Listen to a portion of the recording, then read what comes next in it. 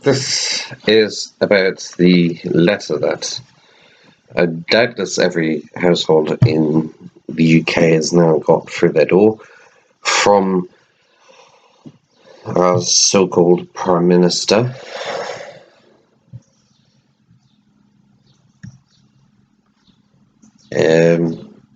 Basically, it reads like this. I am writing to you to update you on the steps that we are taking to combat coronavirus, which is laughable in itself because at the beginning they just wanted us all to catch it and potentially die, which would pretty much wipe out a fairly large chunk of the population. In just a few short weeks, everyday life in this country has changed dramatically. We will feel the profound impact of coronavirus not just on ourselves, but on our loved ones and our communities. Yes, you've killed everything. You were trying to kill us all in the start, and you're killing everything now. I understand completely the difficulties this disruption has caused to your lives, businesses and jobs. But the action we've taken is absolutely necessary for one very simple reason. And that reason is what? If too many people become seriously unwell at one time, the NHS, that's the National Health Service for the Americans, something that you should envy, well, in its heyday anyway, it will be unable to cope. This will cost lives. We must slow the spread of the disease and reduce the number of people needing hospital treatment in order to save as many lives as possible. The reason the NHS is going to be overwhelmed is because the Tories have basically killed it, and yeah, there's very little resources.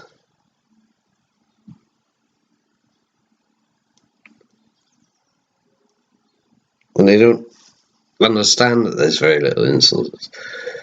That is why we're giving one simple instruction. You must stay at home. My home is literally this big. This is my house. It's tiny. That's my flat. There's a kitchen and a bathroom. But this place feels like a prison cell when you're in it for too long.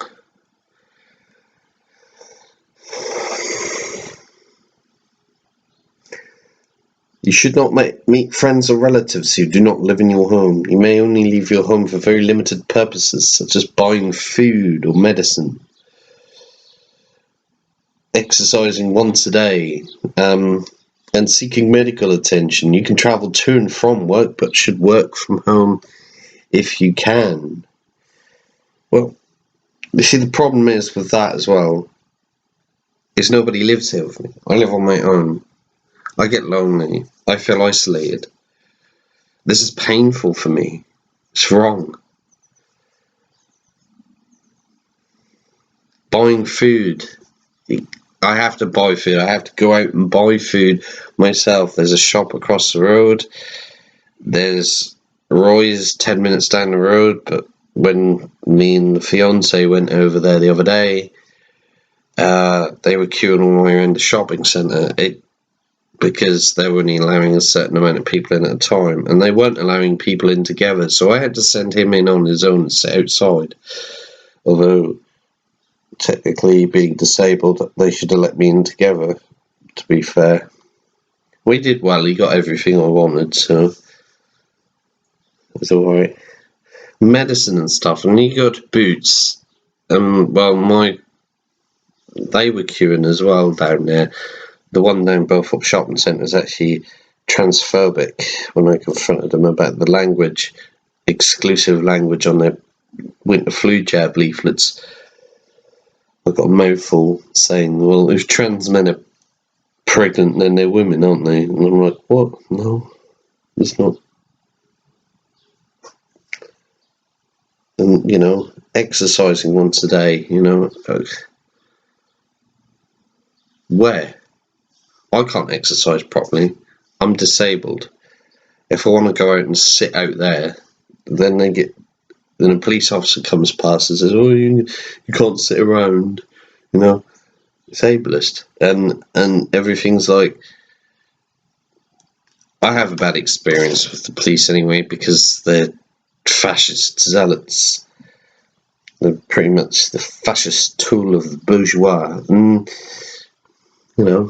and then there's the seeking medical attention. I mean, if you can get anyone to give you medical attention in the first place, I'm obviously a trans woman. I look like shit. I've only just got out of bed. Sorry about that. And therefore, I'm on testosterone blockers.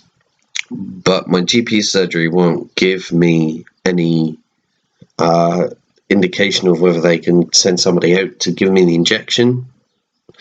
I think I'm going to have to ask for them to send a prescription to Boots in the city. Then I have to jump on public transport, then put myself at risk of catching of catching it, and my hand sanitizer supply is not really very big, which means then I have to be humiliated by being made to stand outside of the pharmacy. When I asked for a chair to sit down on, they were like, "Oh, it won't be long." I'm like, yeah. Then I'm going to have to stab myself in the arse with either that, or they have to put me on a tablet form of testosterone blocker like Cipro or Spiro, because I can't be handling this. I don't work, luckily, but because my disabilities, my autism, and the fact I'm trans, nobody will ever hire a trans person.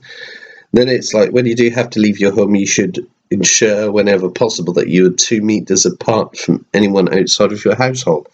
Now that means everybody. I mean, even my fiance technically, but 2 meters is, you can't accurately measure that, and it's causing people to walk down the road and then walk out into the street, risking getting run over by because of this. These rules must be observed, so if people break the rules, the police will issue fines and disperse gatherings. The problem is the police are being so gung-ho, and they're abusing their powers as well. I would argue that sitting in public spaces, as long as you're social distancing in these public spaces, you're not really causing a risk to anybody. So if you're sitting out on the grass, for example, and you're 2 meters away from it, well, there's a huge distance between you and anybody else, that you should not be fined. I mean, it's coming up to the time of year now where the weather is getting lovely. It's now April, the spring is happening, and I don't want to be indoors, and I certainly don't want to be indoors once June comes and the river fishing season starts, and because I will go fishing. If they tell me off, they'll be like, "Oh, if they find me," I'll be like, "Find me then. I'll take you to court, you bastard." I mean, sitting on a riverbank miles away from anybody else is not going to get, Then it goes on to say on the other side, "I know many of you will be deeply worried about the financial impact on you and your family. The government will do whatever it takes to help you make ends meet and put food on the table." Okay, yeah, it will. But you're not doing enough, government. You're not doing enough. You didn't do enough in the first place. The whole world shit the bed on this thing, didn't contain it, and now it's spread. And now everywhere's closed down. Everybody's, most of the jobs market is retail, so everybody's like out of work, don't know what they're doing. They've got families to pay for, and kids, and mortgages, and everything. And I mean, I feel quite lucky because being disabled and I'm on ESA and PIP, and because I've had nowhere to spend it because everywhere's shut, I'm actually quite rich right now. I've actually got nearly £1,000 in the bank, so because I haven't got nowhere to spend it. The enclosed leaflet sets out more detail about the support available and the rules you need to follow. You can also find the latest advice on the government website, gov.co.uk/coronavirus. This is the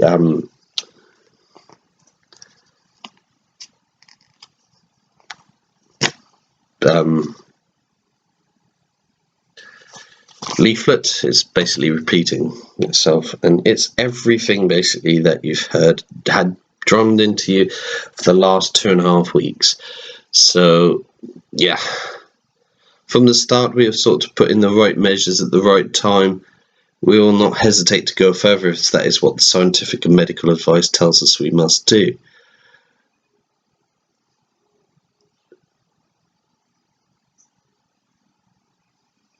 You never sought to put the medical advice, the right measures in at the right time. You wanted everyone to catch it.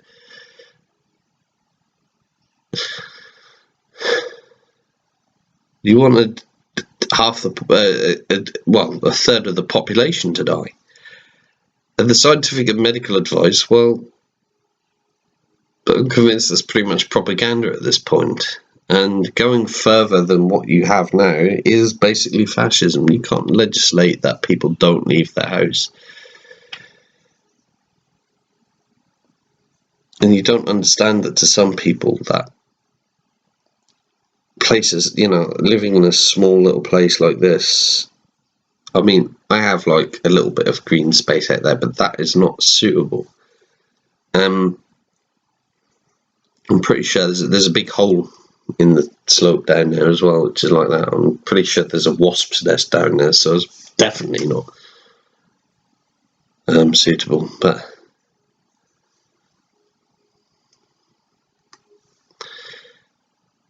it is important for me to level with you. I go. He's trying to level with us, apparently. We know things.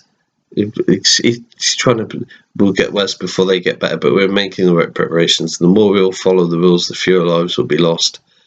And the sooner life can return to normal. Well, I wish it would hurry up and return to normal. It's annoying.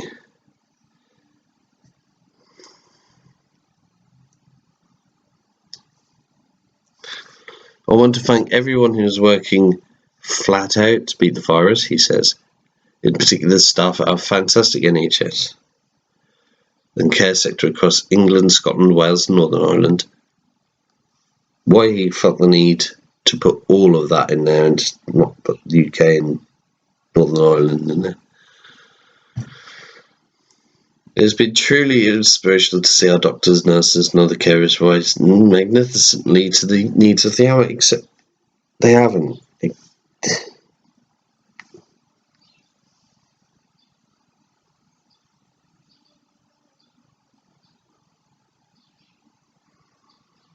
I'm getting people in the pharmacy looking at me like I'm walking around with my head on backwards, like that one, like Meryl Streep in Death Becomes Her, because they're picking up my hormones as a trans person. They're looking at me as like, well, these aren't essential, but they are, because otherwise my immune system collapses without hormones anyway. Thousands of retired doctors and nurses returning to the NHS because you forced them, and hundreds of thousands of citizens are volunteering to help the most vulnerable because you destroyed the health service. It is with that great British spirit that we will beat coronavirus, and we'll beat it together. There's nothing to be proud of about being British. We colonised half the world, for fuck's sake. That is why, at this moment of national emergency, I urge you please to stay at home, protect the NHS, and save lives. He thinks that putting it in bold type is going to make anyone listen anymore. Staying at home is not going to save my life. It's not going to save people with depression's lives. It's not going to save people's lives who suffer from domestic violence. It's not going to save people's lives if they can't get access to food or medical care. So it's rubbish. Stop. This country's never been put into lockdown, and I'll argue that until I'm dead.